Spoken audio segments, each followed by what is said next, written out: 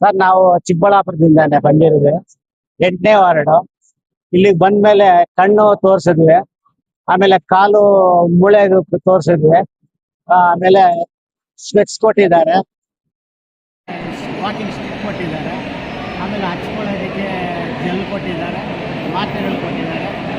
ಎಲ್ಲ ಚೆನ್ನಾಗಿ ನೋಡಿದ್ದಾರೆ, ಚೆನ್ನಾಗಿ ಮಾಡಿದ್ದಾರೆ. ಅರೇಂಜ್ಮೆಂಟ್ ಎಲ್ಲ ಚೆನ್ನಾಗಿದೆ. ಅಲ್ಲ ಪರವಾಗಿಲ್ಲ. ಗೌರ್ಮೆಂಟ್ ಇದು ಪ್ರೈವೇಟ್ ಹಾಸ್ಪಿಟ್ಲಿಗಿಂತ ಇಲ್ಲಿ ಹೌದು ಸರ್, ಏನು ಖರ್ಚಿಲ್ಲ ಸರ್, ₹1 ಖರ್ಚಿಲ್ಲ. ಖರ್ಚು ಕೊಡ್ಲಿಲ್ವೇನು ಕೊಡ್ಲಿಲ್ವಾ? ನಾವೇನು ಕೊಟ್ಟಿಲ್ಲ ಸರ್, ಫ್ರೀಯಾಗಿ ಎಲ್ಲ ಫ್ರೀಯಾಗಿ ಮಾಡಿದ್ದಾರೆ ಸರ್. ಹೇಗೆ ಅನ್ನಿಸ್ತು ನಿಮಗೆ? ಸರ್ ಭಾಳ ಸಂತೋಷ ಆಗುತ್ತೆ ಸರ್. ಇಂಥ ಕ್ಯಾಂಪ್ಗಳು ಮತ್ತೆ ಮತ್ತೆ ಬರಬೇಕು, ಎಲ್ಲ ಒಳ್ಳೆಯದಾಗಬೇಕು. ನಮ್ಮಂಥ ಬಡವರಿಗೆ, ವಯಸ್ಸಾಗಿರೋರಿಗೆ ಅನುಕೂಲ ಆಗುತ್ತೆ. ಯಾರು ಇದು ಮಾಡ್ತಿರೋದು? ಈ ಸಂದೀಪ್ ರೆಡ್ಡಿ ಅಂತ sir, Bhagat Singh charitable trust. ಅವರು ಒಳ್ಳೆ ಕೆಲಸಗಳೆಲ್ಲ ಮಾಡ್ತಾ ಇದ್ದಾರೆ. ಅವ್ರಿಗೆ ದೇವ್ರ ಆರೋಗ್ಯ, ಐಶ್ವರ್ಯ ಎಲ್ಲ ಕೊಟ್ಟು ಚೆನ್ನಾಗಿ ಕಾಪಾಡಬೇಕು. ಮುಖ್ಯವಾಗಿ ನಿಮ್ಗೆ ಇದ್ದಂಥ ತೊಂದರೆ ಏನು? ಆರೋಗ್ಯದ ಸಮಸ್ಯೆ ಏನು? ನನಗೆ ಮೂಳೆ ಫ್ರ್ಯಾಕ್ಚರ್ ಆಗಿತ್ತು, ಅದಕ್ಕೆ ಆಯಿಂಟ್ಮೆಂಟ್ ಕೊಟ್ಟಿದ್ದಾರೆ, ಟ್ಯಾಬ್ಲೆಟ್ಸ್ ಕೊಟ್ಟಿದ್ದಾರೆ, ಪ್ಲಸ್ ವಾಕಿಂಗ್ ಸ್ಟಿಕ್ ಕೊಟ್ಟಿದ್ದಾರೆ. ಆಮೇಲೆ ಕಣ್ಣು ಸರಿಯಾಗಿ ಕಾಣಿಸ್ತಾ ಇರಲಿಲ್ಲ, ಅದಕ್ಕೂ ಕೊಟ್ಟಿದ್ದಾರೆ. ಮೀಟಿಂಗಲ್ಲಿ ಹೇಳಿದ್ದಾರೆ. ತುಂಬ ಒಳ್ಳೆಯ ವಿಷಯ. ಆ ರೀತಿ ಏನಾದರೂ ಆದರೆ ಪಕ್ಷಾತೀತವಾಗಿ ಯಾರೇ ಒಳ್ಳೆಯ ಕೆಲಸ ಮಾಡಿದ್ರು ಅದು ರಿಸಲ್ಟ್ ಬಂತು ಅಂತಂದರೆ ಎಲ್ಲ ಸಿಸ್ಟಮ್ ಇರ್ಬೋದು, ಎಲ್ಲ ಪಕ್ಷಗಳಿರ್ಬೋದು, ಎಲ್ಲರೂ ಇವತ್ತು ಜನಗಳ ಸೇವೆ ಮಾಡಬೇಕು. ಅಂಥ ಕೆಲಸ ಯಾರೇ ಮಾಡಲಿ ನಾವು ಅದನ್ನು ಸ್ವಾಗತಿಸ್ತೀವಿ, ಅಭಿನಂದಿಸ್ತೀವಿ. ಅವರನ್ನು ನಮ್ಮ ತಲೆ ಮೇಲೆ ಕೂರಿಸ್ಕೊಂಡು ಮೆರವಣಿಗೆ ಮಾಡ್ತೀವಿ, ಯಾವುದೇ ಪಕ್ಷದವರಾಗಿರ್ಬೋದು. ಆ ರೀತಿಯಾದಂಥ ಕೆಲಸಗಳಾಗಲಿ ಅನ್ನೋದೇ ನನ್ನದು ಸಹ ಭಾವ. ಸರ್, ಗಡಿನಾಡಿನ ಅವಳಿ ಜಿಲ್ಲೆಗಳಿಗೆ ಇದು ವಿಶ್ವಾಸ ಗಳಿಸುವಂಥದ್ದಲ್ಲ. ಇದು ಲೆಕ್ಕಾಚಾರ ಲಾಭ ನಷ್ಟದ ಆಟ ಅಲ್ಲ. ಇದು ಸಾಮಾಜಿಕವಾಗಿ, ಭೌಗೋಳಿಕವಾಗಿ ಲೆಕ್ಕಾಚಾರ ಮಾಡಿ ಯಾವ ಭಾಗದಲ್ಲಿ ಯಾರಿಗೆ ಅಧಿಕಾರ ಕೊಟ್ಟರೆ ಯಾವ ಜಿಲ್ಲೆಗಳು ಮುಂದುವರಿಯುತ್ತೆ ಅಂತ ಯೋಚನೆ ಮಾಡುವಂತಹ ಕೆಲಸ ಕಾಂಗ್ರೆಸ್ ಸರ್ಕಾರ ಮಾಡಬೇಕಿತ್ತು. ಅದರಲ್ಲಿ ಇವರು ಫೇಲ್ಯೂರ್ ಆಗಿದ್ದಾರೆ. ಅವರಿಗೆ ಬೇಕಾಗಿರೋ ಅಂಥವ್ರನ್ನ ಹೆಚ್ಚಾಗಿ ಲಾಬಿ ಮಾಡ್ತಾರೆ. ಯಾರು ಹಣವನ್ನು ಜಾಸ್ತಿ ಹೊಂದಿದ್ದಾರೆ, ಯಾರು ದೊಡ್ಡ ದೊಡ್ಡವರು ಮಕ್ಕಳಿದ್ದಾರೆ ಅಂಥವರಿಗೆ ಮಾತ್ರ ಮಂತ್ರಿಗಿರಿಯನ್ನು ಕೊಟ್ಟು ಚಿಕ್ಕಬಳ್ಳಾಪುರ ಮತ್ತು ಕೋಲಾರ ಜಿಲ್ಲೆಯಿಂದ ಕಡೆಗಣಿಸಿರೋದು ನಿಜಕ್ಕೂ ಅಕ್ಷಮ್ಯ ಅಪರಾಧ. ಇದಕ್ಕೆ ಮುಂದಿನ ದಿನಗಳಲ್ಲಿ ಜನ ಸರಿಯಾದ ಬುದ್ಧಿ ಕಲಿಸ್ತಾರೆ. ಯಾಕೆ ಅಂತಂದರೆ ಇವತ್ತು ನಾವು ಬರಗಾಲ ಪೀಡಿತ ಒಂದು ನಾಡು ನಮ್ಮದು. ಜೊತೆಗೆ ಏನು ರೈತರು ಇವತ್ತು ನೀರಿಲ್ದಿರ ಕಂಗಾಲಾಗಿದ್ದಾರೆ. ಹಲವು ಸಮಸ್ಯೆಗಳಿಂದ ಇಡೀ ಜನತೆ ಬಳಲ್ತಾ ಇದೆ. ಅಂತಹ ಸಮಯದಲ್ಲಿ ಒಂದು ನಾಯಕನನ್ನು, ಅಧಿಕಾರಯುಕ್ತ ನಾಯಕನನ್ನು ತಾವು ಕೊಡಕ್ಕಾಗಿಲ್ಲ ಸರ್ಕಾರದಿಂದ ಅಂತಂದರೆ ನಮ್ಮನ್ನು ಕಾಪಾಡೋರು. ಇಂತಹ ಒಂದು ವ್ಯವಸ್ಥೆಯನ್ನು ಮಾಡಿದಂತಹ ಕಾಂಗ್ರೆಸ್ ಸರ್ಕಾರಕ್ಕೆ ಗಳಲ್ಲಿ ಜನ ತಕ್ಕನಾದಂತಹ ಪಾಠ ಕಲಿಸ್ತಾರೆ ಅಂತ ಹೇಳಕ್ ಇಷ್ಟಪಡ್ತೀನಿ. ನಾವು ಕಣ್ಣದ ದೃಷ್ಟಿ ಸ್ವಲ್ಪ ಸರಿ ಇರ್ಲಿಲ್ಲ, ಅದಕ್ಕೆ ತೋರ್ಸ್ಕೊಳಕ್ ಬಂದ್ವಿ. ಪರವಾಗಿಲ್ಲ ಅಣ್ಣ, ತುಂಬಾ ಕೇರ್ ಆಗಿ ನೋಡ್ತಾ ಇದಾರೆ ಅಣ್ಣ. ಪೆಕ್ಸ್ಗೆ ಬರ್ಕೊಟ್ಟಿದ್ದಾರೆ, ಇಲ್ಲೇನು ಪೆಕ್ಸ್ ಇಲ್ಲೇ ಕೊಡ್ತಾ ಇದಾರೆ. ಹೊರಗಡೆ ಮಾಡಿಸ್ಬೇಕಾದ್ರೆ ಇಂಥದ್ದು ಒಂದು ಆರೋಗ್ಯ ತಪಾಸಣೆಗೆ ಪ್ಯಾಕೇಜಿಂಗ್ ಸಿಗ್ತಾ ಇದೆ. ಹಾ, ಏನೆಲ್ಲ ಪ್ಯಾಕೇಜಿಂಗ್ ದುಡ್ಡು ಕೊಡ್ಬೇಕಾಗಿ ಸರ್? ಇಲ್ಲೇನಾದ್ರು ದುಡ್ಡು ಅಣ್ಣ ಇಲ್ಲ ಅಣ್ಣ, ₹1 ದುಡ್ಡು ಕೊಟ್ಟಿಲ್ಲ. ಬರೀ BP ಶುಗರ್ ಟೆಸ್ಟ್ ಮಾಡ್ಸೋದಕ್ಕೆ. ಬೇರೆ ಕಡೆ ಹೋದ್ರೆ BP ಚೆಕಪ್ಗೆ ₹100 ಇದೆ, ಮತ್ತೆ ಶುಗರ್ ಟೆಸ್ಟ್ ಚೆಕಪ್ಗೆ ₹100 ಎಲ್ಲ ಕೊಡ್ಬೇಕು. ಇಲ್ಲಿ ಫ್ರೀಯಾಗಿ ನೋಡಿದ್ದಾರೆ. BP ಶುಗರ್ ಎಲ್ಲ ಚೆಕ್ ಮಾಡಿದಾರಣ್ಣ. ಏನು ಪರವಾಗಿಲ್ಲ ಅಣ್ಣ. ಪೆಕ್ಸ್ಗೆ ನಾವು ಬೇರೆ ಕಡೆ ಇವಾಗ ಪ್ರೈವೇಟ್ ಅಲ್ಲಿ ಎಲ್ಲಾದ್ರು ತೋರಿಸ್ಬೇಕಂದ್ರೆ, ಗೌರ್ಮೆಂಟ್ ಹಾಸ್ಪಿಟಲ್ ಅಲ್ಲೇ ತೋರಿಸ್ಬೇಕಂದ್ರೆ ನಮ್ಗೆ ₹600 ಬೇಕಣ್ಣ ಒಂದು ಪೆಕ್ಸ್ ತಗೊಳಕ್ಕೆ. ಇಲ್ಲಿ ಫ್ರೀಯಾಗಿ ಕೊಡ್ತಾ ಇದ್ದಾರೆ. ಅದಕ್ಕೆ ಪೆಕ್ಸ್ಗೋಸ್ಕರನೇ ಬಂದಿದೀವಿ ಅಣ್ಣ, ಕಣ್ಣು ತೋರ್ಸಕ್ಕೆ. ನನ್ನ ಹೆಸರು ಸುಮಿತ್ರಾ ಅಂತ, ನಮ್ದು 2ನೇ ವಾರ್ಡ್, ಚಿಕ್ಕಬಳ್ಳಾಪುರ. ಇದು ನಾಲ್ಕನೇ ಹಂತದ ಆರೋಗ್ಯ ಶಿಬಿರ. ಇದು ಸತತವಾಗಿ ಪ್ರತಿ ಶನಿವಾರ ಆರೋಗ್ಯ ಶಿಬಿರಗಳನ್ನ ಏರ್ಪಡಿಸ್ಕೊಂಡು ಬಂದಿದ್ದೀವಿ.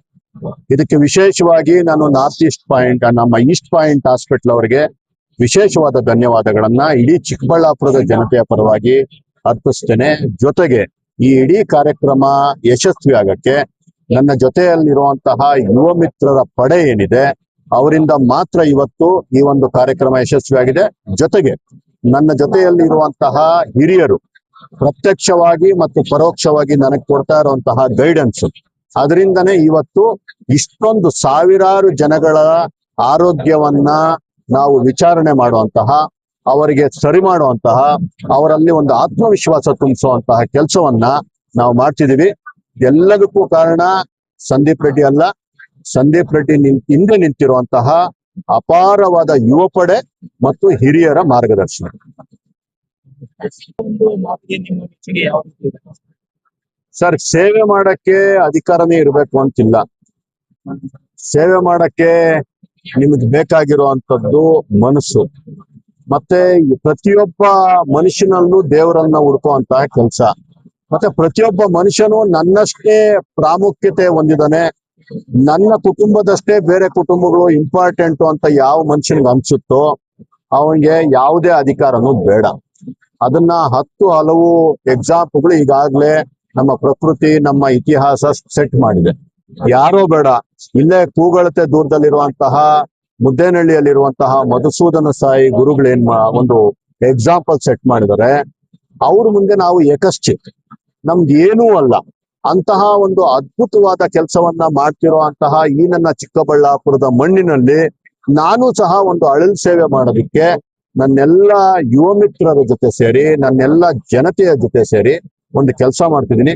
ನಂಗೇನು ದೊಡ್ಡ ವಿಷಯ ಆಗಲ್ಲ, ಹೊಗಳಿಕೆಗೂ ದೊಡ್ಡವನಾಗಲ್ಲ, ತೆಗಳಿಕೆಗೂ ಬಗ್ಗವನಂತವನಲ್ಲ. ನನ್ನ ಪಾಡಿಗೆ ನಾನು ಕೆಲಸ ಮಾಡ್ಕೊಂಡು ಸೇವೆ ಮಾಡ್ಕೊಂಡು ಹೋಗೋದಷ್ಟೇ ನನ್ನ ಧ್ಯೇಯ. ಇದು ಮುಂದುವರಿತಾನೆ ಇರುತ್ತೆ ಸರ್. ನನ್ನ ಕೊನೆ ಉಸಿರಿರೋವರೆಗೂ ಚಿಕ್ಕಬಳ್ಳಾಪುರದ ಜನತೆಯ ಜೊತೆ ಸಂದೀಪ್ ರೆಡ್ಡಿ ಇದ್ದೇ ಇರ್ತಾರೆ. ಸರ್, ಇಲ್ಲಿಗೆ 4 ಹಂತದ ಆರೋಗ್ಯ ಶಿಬಿರಗಳಾಗ್ತಿದೆ. ನೋಡಿ, ಈಗಾಗ್ಲೇ ನಾವು ಅಬ್ಸರ್ವ್ ಮಾಡ್ದಂಗೆ ತುಂಬಾ ಇತರ ಒಂದು ವಿಶೇಷವಾದ ಯಾವ್ದಾದ್ರು ಜಾಸ್ತಿ ಕಾಯಿಲೆ ಆಗಿರುವಂತದ್ದು ಇದೆಯಾ ಅನ್ನೋದು ಏನಿಲ್ಲ. ಎಲ್ಲ ರೀತಿಯ ಕಾಯಿಲೆಗಳು ಇದೆ. ಶುಗರು ಮತ್ತೆ BP ಅಂತೂ ತುಂಬಾ ಎಲ್ಲಾರ್ಗೂ ನಾರ್ಮಲ್ ಆಗಿ ಕಾಣಿಸ್ತಾ ಇದೆ. ಅದು ತುಂಬಾ ನ್ಯಾಚುರಲ್ ಆಗ್ಬಿಟ್ಟಿದೆ ಎಲ್ಲಾರ್ಗು. ಅದ್ರ ಜೊತೆಗೆ ಕಿಡ್ನಿ ಒಂದಷ್ಟು ಪ್ರಾಬ್ಲಮ್ಗಳು ಕಾಣಿಸ್ತಿದೆ, ಲಿವರ್ ಕಾಣಿಸ್ತಿದೆ, ಹೃದಯ ಏನು ಒಂದು ಕಾಯಿಲೆಗಳು ಕಾಣಿಸ್ತಿದೆ, ಉಸಿರಾಟದ ತೊಂದರೆಗಳಿರ್ಬೋದು. ವಿಶೇಷವಾಗಿ ವಯಸ್ಸಾದವರಿಗೆ ಕೀಲುಗಳ ನೋವುಗಳು ಜಾಸ್ತಿ ಇದೆ, ಅಂದ್ರೆ ಜಾಯಿಂಟ್ ಪೇನ್ಸು, ಕೈಕಾಲುಗಳ ನೋವುಗಳು ಜಾಸ್ತಿ ಇದೆ. ಎಲ್ಲವನ್ನು ಅಡ್ರೆಸ್ ಮಾಡುವಂತಹ, ಎಲ್ಲದಕ್ಕೂ ಚಿಕಿತ್ಸೆ ಕೊಡುವಂತ ಕೆಲಸವನ್ನ ನಾವು ಮಾಡ್ತಿದ್ದೀವಿ. ಇಲ್ಲಿ ಬರುವಂತ ಜನ ಯಾರೊಂದು 70-80% ಜನ ಔಟ್ ಪೇಷಂಟ್ಸ್ ಇರ್ತಾರೆ, ಅಂದ್ರೆ ಒಂದಷ್ಟು ಸಣ್ಣ ಸಣ್ಣ ಕಾಯಿಲೆಗಳು, ಅವರಿಗೆ ಒಂದಷ್ಟು ಟ್ಯಾಬ್ಲೆಟ್ಸ್ ಕೊಡುವಂತದ್ದು, ಮತ್ತೆ ಕೆಲವರಿಗೆ ಇಮಿಡಿಯೇಟ್ ಆಗಿ ಇಲ್ಲೇ ಸ್ಪೆಕ್ಸ್ ಕೊಡುವಂತದ್ದು, ಈ ರೀತಿಯಾದಂತ ಕೆಲಸಗಳು ಆಗ್ತಿದೆ. ಅದು ಬಿಟ್ಟು ಉನ್ನತವಾದ ಚಿಕಿತ್ಸೆಗೆ ನಾವು ಈಗ ನೋಡಿ, ಮತ್ತೆ ಈ ಮಂಗಳವಾರ ಯಾರ್ಯಾರು ಬೇಕು ಅವ್ರನ್ನೆಲ್ಲ ಲಿಸ್ಟ್ ಮಾಡ್ಕೊಂತೀವಿ, ಅವ್ರಿಗೆಲ್ಲ ಕೌನ್ಸಿಲಿಂಗ್ ಮಾಡ್ತೀವಿ, ಅಲ್ಲಿ ಯಾವ ರೀತಿ ಇರಬೇಕು ಅಂತ ಹೇಳ್ತೀವಿ. ಅಷ್ಟೂ ಜನನ್ನ ಕರ್ಕೊಂಡೋಗಿ ಅವರಿಗೆ ಉಚಿತವಾದ ಅಲ್ಲಿ ವಾಸ್ತವ್ಯ, ಜೊತೆಗೆ ಊಟ, ಉಚಿತವಾದ ಚಿಕಿತ್ಸೆ, ಉನ್ನತವಾದಂತಹ ಗುಣಮಟ್ಟದ ಚಿಕಿತ್ಸೆ ಕೊಡಿಸಿ ಮತ್ತೆ ಕರ್ಕೊಂಡ್ಬಂದು ಮನೆಗೆ ಸೇರಿದ್ದಾರೆ ಅನ್ನೋದನ್ನ ನನಗೆ ನನ್ನ ಹುಡುಗರು ಹಣ ಸೇರಿದ್ದಾರೆ ಇಂಥ ಜನ ಅಂತ ಹೇಳೋ ಅಷ್ಟಂತ ಒಂದು ವ್ಯವಸ್ಥೆಯನ್ನ ರೂಪಿಸಿದೀವಿ. ನಿಜಕ್ಕೂ ಜನ ಇದರ ಒಂದು ಸದುಪಯೋಗವನ್ನ ಪಡ್ಕೊಂಡು ಅವರ ಮುಖದಲ್ಲಿ ಒಂದು ಸಣ್ಣ ನಗೆ ಅಂತೂ ಕಾಣಿಸ್ತಿದೆ. ಅವರಿಗೆ ಒಂದು ಸಣ್ಣ ಆತ್ಮವಿಶ್ವಾಸ ತುಂಬುವಂತಹ, ಸಮಾಜದಲ್ಲಿ ನೀವು ಒಂಟಿ ಅಲ್ಲ ಅನ್ನುವಂತಹ ಕೆಲಸವನ್ನ ನಾವು ಮಾಡುವಂತ ಕೆಲಸ ಮಾಡ್ತೇವೆ. ಸರ್, ಹೀಗಾಗಿ ನಿಜಕ್ಕೂ ತುಂಬಾ ಒಳ್ಳೆ ಪ್ರಶ್ನೆ ತಮ್ಮ ಕಡೆಯಿಂದ ಬಂದಿದ್ದು. ಇದರ ಬಗ್ಗೆ ಇಡೀ ಸಮಾಜ ಎಚ್ಚೆತ್ಕೊಬೇಕು. ಏನಿವತ್ತು ಹೆಣ್ಣು ಮಕ್ಕಳು ತಮ್ಮ ಏನು ಒಂದು ಈ ರೀತಿಯಾದಂತಹ ಕಾಯಿಲೆಗಳ ಬಗ್ಗೆ, ತಮ್ಮ ದೇಹದಲ್ಲಿ ಆಗ್ತಾ ಇರುವಂತಹ ಬದಲಾವಣೆಗಳ ಬಗ್ಗೆ, ತಮ್ಮ ದೇಹದಲ್ಲಿ ಆಗ್ತಾ ಇರುವಂತಹ ಸಮಸ್ಯೆಗಳ ಬಗ್ಗೆ ವಿಶೇಷವಾಗಿ ಹೆಣ್ಣು ಮಕ್ಕಳು ಬಂದು ವೈದ್ಯರ ಹತ್ರ ಹೇಳ್ಕೊಳಕ್ಕೆ ಹಿಂಜರಿತಾರೆ. ಆ ಒಂದು ಮನಸ್ಥಿತಿ ಹೋಗ್ಬೇಕು. ಅವರೆಲ್ಲರೂ ಹೊರಗಡೆ ಬರಬೇಕು.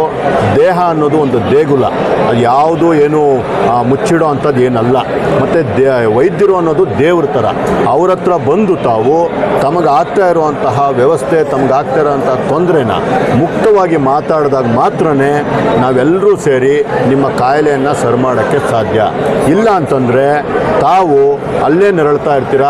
ತಾವು ತಾಯಂದ್ರು ನರಳೋದ್ರಿಂದ, ತಾವು ಹೆಣ್ಣುಮಕ್ಕಳು ನರಳೋದ್ರಿಂದ ಇಡೀ ಕುಟುಂಬ ನಿಮಗೆ ಗೊತ್ತಿಲ್ಲದಿರೋದೇ ನರಳಕ್ಕೆ ಸ್ಟಾರ್ಟ್ ಆಗುತ್ತೆ. ಇಡೀ ಕುಟುಂಬದ ಆಧಾರ ಸ್ತಂಭ ತಾವು. ಕಾಯಿಲೆ ಬರೋದು ಏನೂ ತಪ್ಪಲ್ಲ. ಪ್ರತಿ ಮನುಷ್ಯನಿಗೂ ಒಂದೊಂದು ಕಾಯಿಲೆ ಇರ್ತದೆ. ಅದೇ ರೀತಿ ನಿಮಗೂ ಸಹ ಒಂದಿರುತ್ತೆ. ಅದನ್ನು ಅಡ್ರೆಸ್ ಮಾಡಿ ಡಾಕ್ಟ್ರ್ ಹತ್ರ ಬನ್ನಿ, ತೋರಿಸ್ಕೊಳ್ಳಿ. ನಿಜಕ್ಕೂ ನಿಮ್ಗೆ ಆರೋಗ್ಯಯುತವಾಗಿದ್ದರೆ ಕುಟುಂಬಗಳನ್ನು ಮುಂದುವರಿಸುವಂತಹ, ಕುಟುಂಬಗಳಿಗೆ ಶಕ್ತಿ ತುಂಬುವಂತಹ ಕೆಲಸನ ನನ್ನ ತಾಯಂದ್ರೆಲ್ಲೂ ಮಾಡ್ತಾರೆ. ದಯವಿಟ್ಟು ಮುಕ್ತವಾಗಿ ಮಾತಾಡಿ ಅಂತ ಈ ಮುಖಾಂತರ ನಾನು ಕೇಳ್ಕೊಳಕ್ಕೆ ಇಷ್ಟಪಡ್ತೀನಿ.